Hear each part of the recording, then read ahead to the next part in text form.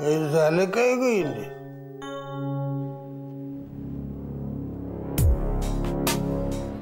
त्या प्रियाची 100 भरलीये सोपान.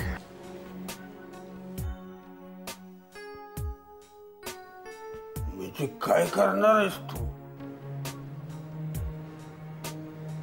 जी इंदुमतीने करायला हवं होतं, पण ती संधीची वाट बघत बसली आणि म्हणूनच पुन्हा जन्म घ्यावा लागला तिला. पण आता या जन्मात संधीची वाट बघणं नाही. शास्त्राला संपवायची प्रत्येक संधी आता इंदुमती ओरबाडून घेईल आणि तेच होणार. म्हणजे मधुच्या पोरीला तू माझ्या शक्तीचा वेध घ्यायला निघाली आहे ती. मग तिला प्रात्यक्षिक दाखवायला नको?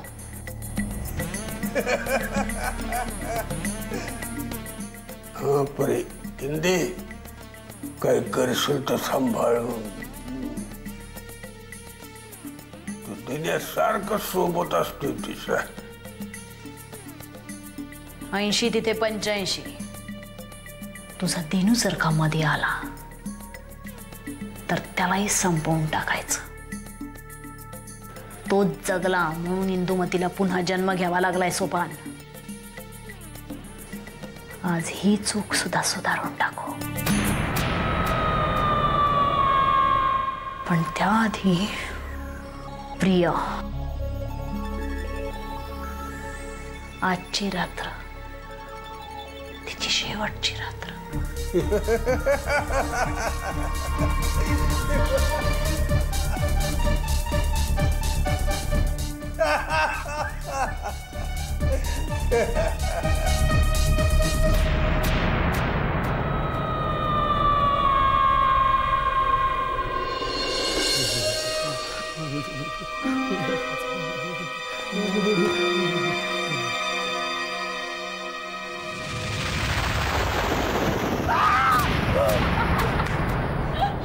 काय आहे प्रियाताई? किती घाबरलो ना मी. आणि तू इथे काय करतेस? अरे मी बघायला आली आहे. काय? विष्णू काका किती धीटपणे शोधाशोध करतोय वाड्यातल्या बाईच्या भूताची. भूत भूत म्हणून मला परत परत का घाबरवतेस तू? काय? अगं अगं, सगळ्या देवांची नावं घेऊन झाली तरी मनातली भीती काय जात नाही माझ्या.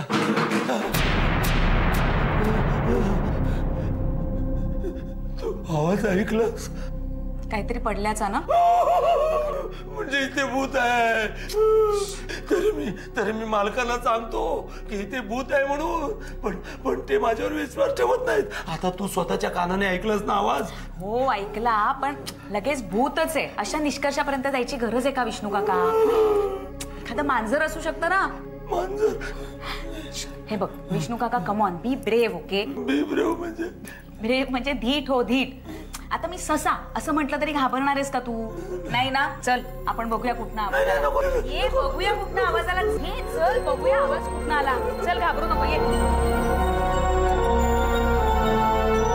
विष्णू काका चल रे. अगं पण इकडे काय नाहीये. बघायला नको का पण एकदा? अगं पण ह्या बाजूला काय नाही सांगतो तरी तू कशाला पण इकडे आलीस? बाप रे विष्णू काका, कसली खोली आहे रे ही? अगं ही अडगळीची खोली आहे.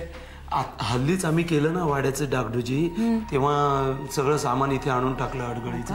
ये आत जाऊन बघ. आता तू कशाला आत जातेस? अरे आत बघायला नको का कुठून आवाज आला? का पण? अगं पण काय आहे इथे? ये रे.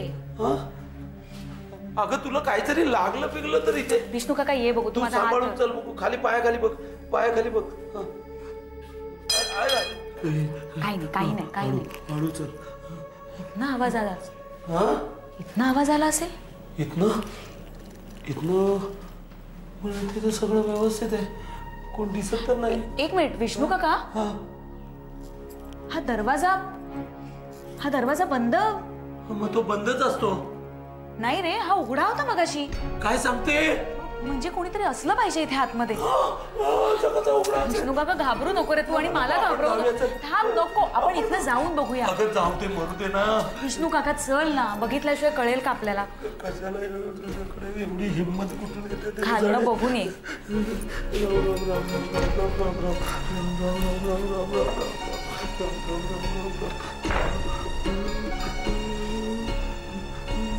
ये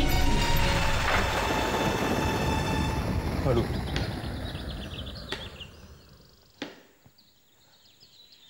काय मालक आलात काय आणि लगेच निघालात पण? या वाड्यात भूत बघायला आलो होतो, पण ते काही दिसलं नाही बुवा. मालक जोडे काढा आणि मारा मला आता. मला तुझं कौतुकही करायचं आहे हो. कौतुक कशासाठी?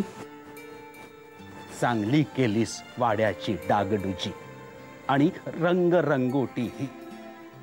मला आधी थोडी भीती वाटत होती. म्हटलं विष्णू ही जबाबदारी व्यवस्थित पार पाडतो की नाही, पण व्यवस्थित पार पाडलीस हो. आता यातला तुला तज्ञ म्हणायला हरकत नाही. मालक तुम्ही मला लाजवताय. अहो तुमच्या हाताखालीच मी हे सगळं शिकलो ना, मग मला कसला मोठेपणा देताय? साम्य आहे तुझ्यात आणि एकलव्यात. एकलव्य? मी तुला काहीही शिकवलं नाही, तरीही केवळ निरीक्षण शक्तीवर हे सगळं तू केलंस. ते महत्वाचं नाही का विष्णू? मालक आता माझी स्तुती बस झाली. पण मी एक गोष्ट ठरवून टाकली आहे. काय मालक?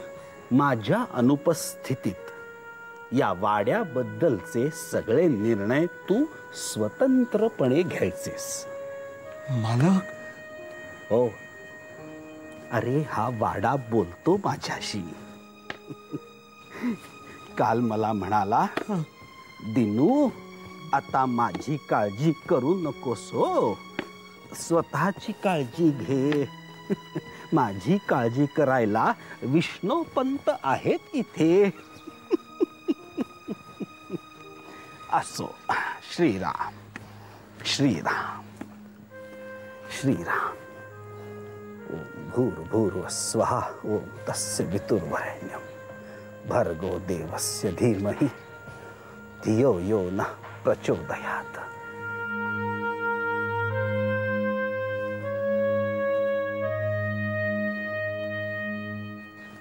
विष्णूपंत. हा मालक. सगळ्यात महत्वाचं म्हणजे तुम्हाला वाड्यात दिसलेलं ते भूत. मालक चुकलो चुकलो म्हणालो नाही एकदा. नाही विष्णू, तुझं बरोबर होतं. म्हणजे मालक? नाही, या वाड्यात कोणी अज्ञात व्यक्ती किंवा भूत नसेल कदाचित, पण एक विघातक शक्ती नक्कीच होती. विघातक शक्ती? बोलताय काय मालक तुम्ही? काल माझ्या स्वप्नात पार्वती वहिनी आली होती आणि महत्वाचं म्हणजे ती शुभ्राच्या रूपात आली होती. शुभ्राच्या रूपात? म्हणाली, हे गंडांतर वाड्यावर नव्हतं, बाहुलीवर होतं, जे थोपवलं गेलं. बाहुलीवरती गंडांतर? म्हणजे मालक तुम्हाला तसं काही जाणवलं का? नाही विष्णू, ही या वाड्याची पार्वती वहिनीची पुण्याई आहे, ज्यामुळे जाणवलं नाही. आणि त्याचा ठोस पुरावा म्हणजे आपल्या वाड्यात असलेली पार्वती वहिनीची तस्वीर.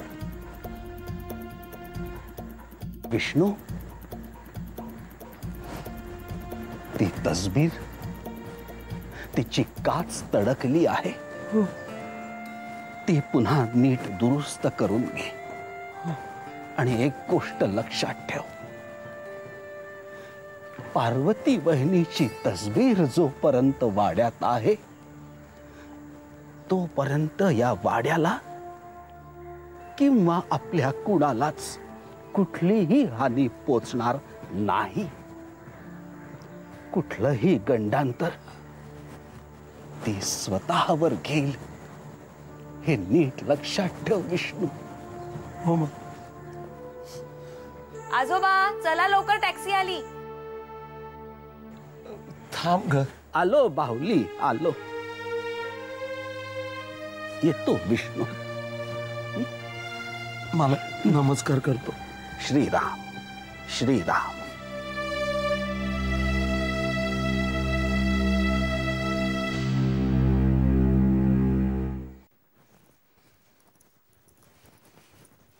हाय बाबा. हाय. मग काय तुमची वाचक चळवळ काय म्हणते? मस्त. आणि तुमची वाडा सहल काय म्हणते? वाडा सहल पण मस्त. बाबा मी आता ना तोच विचार करत होते की वाड्यात गेलं ना की असं काहीतरी वेगळंच फिलिंग येतं. म्हणजे आपण किती क्वचित जातो खरं वाड्यावर, पण त्या वास्तूतच आपलेपण आहे बाबा. अगं तुम्ही क्वचित जाता. माझं अख्खं लहानपण त्या वाड्यामध्ये गेलंय. तर मी खरं सांगतो अजूनही त्या वाड्यामध्ये मी असं कधी शांतपणे जाऊन बसलो ना, अरे माझ्या डोळ्यासमोर नुसता आठवणींचा असा अल्बमच्या अल्बम सरकतो, ब्लॅक अँड व्हाईट. क्या बात आहे बाबा. खरंच हो. पण लहानपणी तुम्हाला काय प्राऊड फील होत असेल ना की येस आम्ही वाड्यात राहतो. अगं लहानपणी काय, मला अजून सुद्धा प्राऊड फील. काय प्राऊड फील काय ग? मला अजूनही अभिमान वाटतो की येस मी वाड्यामध्ये राहतो. मग विष्णूची भूताटकी सापडली गेली त्या वाड्यामध्ये. भूताटकी सॉलिड किस्सा झाला. काय झालं? आजोबा चिडले. एवढे चिडले होते आजोबा की मी त्यांना इतकं चिडलेलं कधीच पाहिलेलं नाहीये. बाबा विष्णूवर चिडले? हो. त्याची भूत या गोष्टीवरून त्यांनी इतकी खरडपट्टी काढली ना की आता विष्णू काका समोर खरंच भूत आलं ना तरी आजोबांना घाबरेल पण भूताला नाही घाबरणार. दिस इज गुड, व्हेरी गुड. चल म्हणजे थोडक्यात तुझी वाडा सहल ही सार्थकी लागली.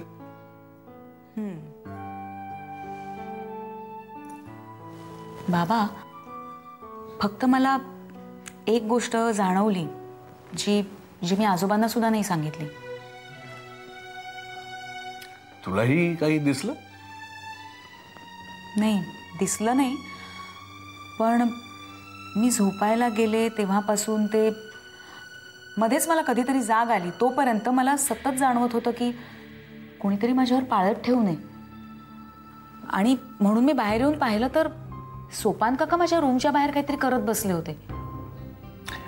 सोपान काकांना झोप येत नाही रात्री, म्हणून ते रात्रभर वाड्यामध्ये येर जरा आदल बसतात, दुसरं काही नाही. मलाही असं वाटलं, मला वाटलं कदाचित त्यांना मला काहीतरी विचारायचं असेल म्हणून ते थांबले असतील. म्हणून मी त्यांच्या मागोमाग गेले तर ते अचानक थांबले. बोलले काहीच नाहीत माझ्याशी, पण बाबा त्यांनी माझ्याकडे असं काही पाहिलं ना जसं काही मी काहीतरी चूक करतेय. मग मी म्हटलं जाऊ दे ना, काय त्यांना वाटत असेल किंवा नसेल त्यांना काही विचारायचं मला. मग मी परत जाऊन झोपले. सोपान काकांचं वय झालंय म्हणून आपल्याला त्यांचं वागणं कधी कधी विचित्र वाटतं, तसं काही नसतं. अगं आम्ही लहान असल्यापासून त्यांच्या मनामध्ये काय चाललंय आम्हाला कधीही कळलं नाही.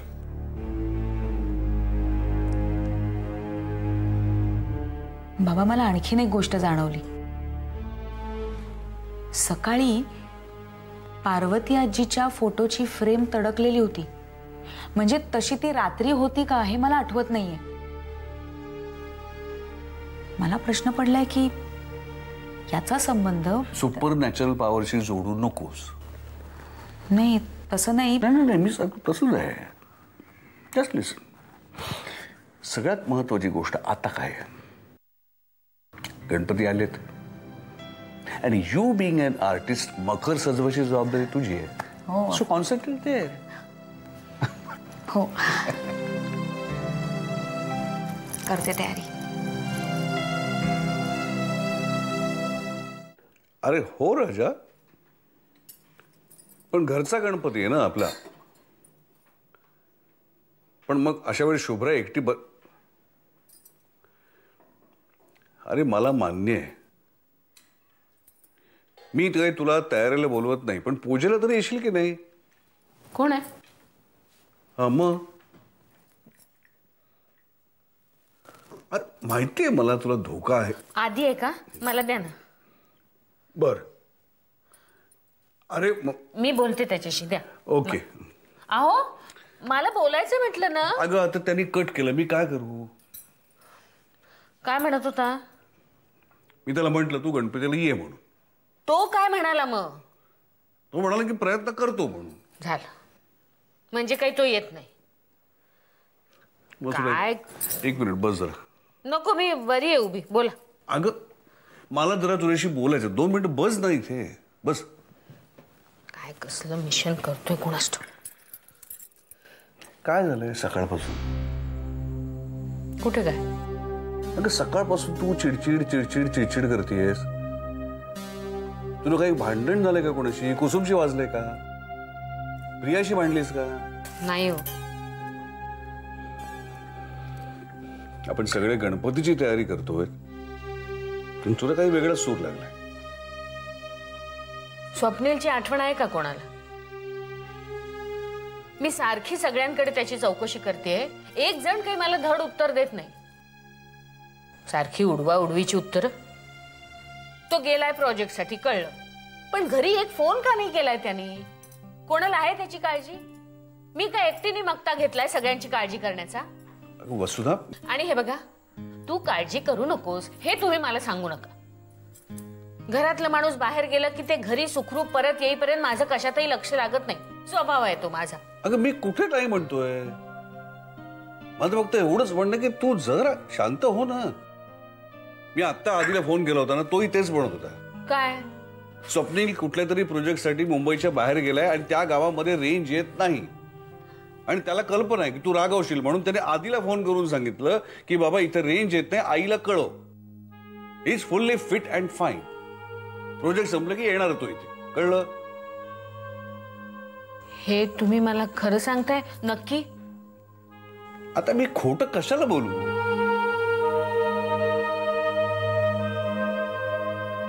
तसं असेल तर ठीक आहे,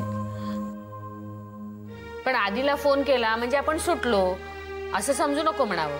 येऊ दे, स्वप्नीला चांगली खरडपट्टी काढते. जरूर काढ, पण आता आधी शांत हो.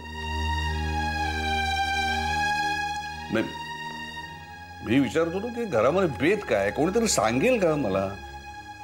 त्यांना मला नका विचारू, वंसन आणि प्रियाला विचार.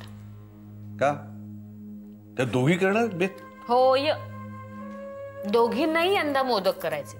म्हटलं छान, आणि चक्क दोघी मिळून करायला तयार झाल्या. म्हटलं करा, काही लढाई होऊ नये म्हणजे मिळवली. दिस इज गुड, चांगली बातमी आहे. मलाही आश्चर्यच वाटलं. अगं मी तुला म्हटलं होतं ना, या वेळचा गणपती काहीतरी चांगली बातमी घेऊन येणार. आला बघ. म्हणजे स्वप्नीलचा पत्ता लागला, आधीचंही मिशन लवकर संपवतो, घरी येईल, आणि घरातली 2 टोकं प्रिया आणि कुसुम हे दोघं एकत्र झाली. याच्यापेक्षा आणखी चांगली बातमी काय असू शकते? यावेळचा गणपती आणखीन कुठल्या कुठल्या नवीन बातम्या देणार आहे, मला उत्सुकताच लागून राहिली.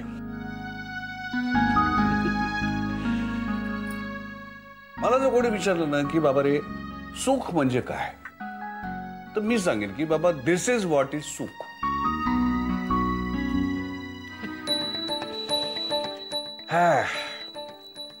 गणपतीची आरास करायची म्हणून त्या मकराची जबाबदारी मी त्या आपले घरातले आर्टिस्ट आहेत ना त्यांच्यावर दिली.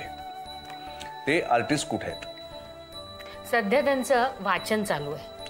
व्हेरी गुड, म्हणजे मकर झाली आपली. अहो तुम्ही तिला मदत करणार होतात ना? अगं हो, पण ती मला नको म्हणाली. मी सगळ्यांना मदत करायला तयार असतो, मी तुला सुद्धा मदत करायला तयार आहे. नको. बा